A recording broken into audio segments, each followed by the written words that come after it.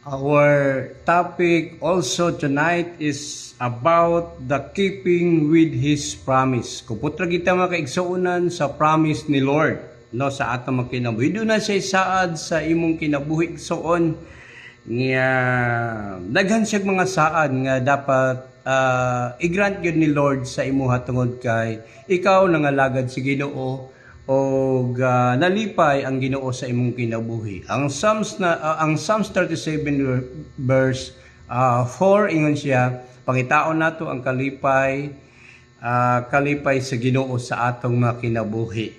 Ang Jeremias chapter 32 verse 40 ingon siya diri, I will make an eternal covenant with them. I will never stop doing good things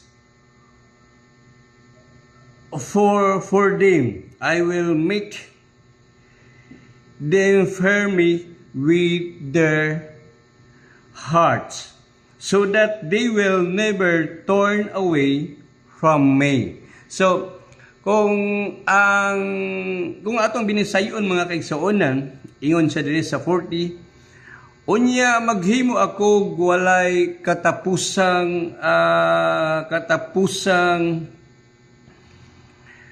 kasabutan uban kanila.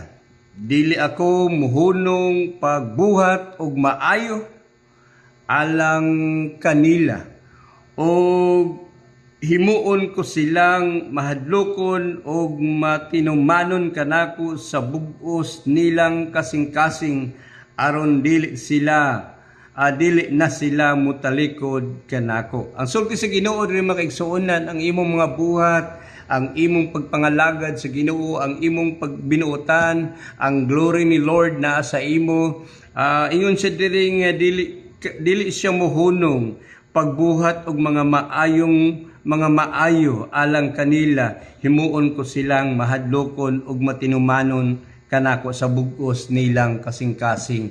Nganong ikaw panalanginan si Ginoo, nganong mangingapin ang panalangin si Ginoo sa imo igsuon, tungod kay nalipay ang Dios sumala sa Salmo 37 verse 4 nga gipangita nimo ang mga buhat ug pagtuman sa kabut-on sa Ginoo, ug mao ni ang kalipay sa Ginoo. There is aning verse mga kaigsuonan sa 40, sa katapusan nagsulti siya, gihimo niya ning dili kanya undangan pagpanalangin para dili ka mutalikod sa Ginoo og magsigi ka hunahuna nga ang Dios nagpanalangin sa imo.